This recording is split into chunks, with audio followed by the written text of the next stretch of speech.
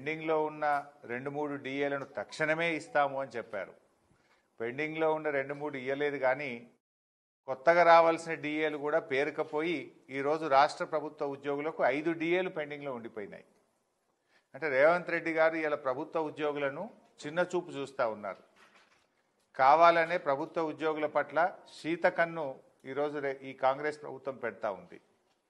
ఇలా కమిషన్లకు కాంట్రాక్టర్లకు మాత్రం బిల్లులు ఇస్తున్నారు.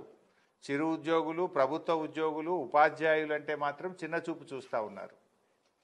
ఇలా బీఆర్ఎస్ హయాంలో కేసీఆర్ గారి నాయకత్వంలో ఆ రోజు రాష్ట్ర ప్రభుత్వ ఉద్యోగులకు కేంద్ర ప్రభుత్వ ఉద్యోగుల కన్నా ఎక్కువ వేతనాలు ఇచ్చింది కేసీఆర్ ప్రభుత్వం.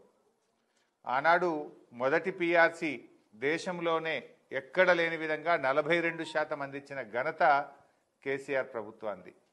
రెండవసారి 32% పీఆర్సీ ఇచ్చారు.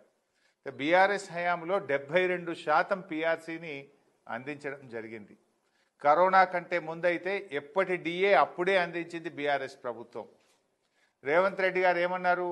మా ప్రభుత్వం రాగానే అన్ని డిఏలు తక్షణమే చెల్లిస్తాం, ఉద్యోగుల ఎరియర్స్ అన్నీ తక్షణమే చెల్లిస్తాం, ఓల్డ్ పెన్షన్ స్కీమ్ తీసుకొస్తాం, వెంటనే 6 నెలల్లోగా పీఆర్సీ అందిస్తాం. ఎన్నికల ముందేమో బడా బడా మాటలు, రజనీకాంత్ లాగా మాట్లాడిండు. ఓట్లు అయిపోయినాక గజనీకాంత్ లాగా మాట్లాడుతున్నాడు. నేను అడుగుతా ఉన్నా, ఏమైంది నీ మాటలు? ఏమైనాయి ఉద్యోగులకు? ఇవాళ కేంద్ర ప్రభుత్వం మరో డిఏ ఇచ్చింది, సంతోషం. మరి నువ్వెప్పుడు ఇస్తావు? ఇవాళ 5 డిఏలు. ఈ దేశ చరిత్రలో 28 రాష్ట్రాలుంటే ఏ రాష్ట్రంలో ఏ రాష్ట్ర ప్రభుత్వ ఉద్యోగులకు కూడా 5 డిఏలు పెండింగ్లో లేవు. 5 డిఏలు పెండింగ్లో పెట్టిన ఘనత ఒకే ఒక్క ప్రభుత్వం, అది రేవంత్ రెడ్డి ప్రభుత్వం.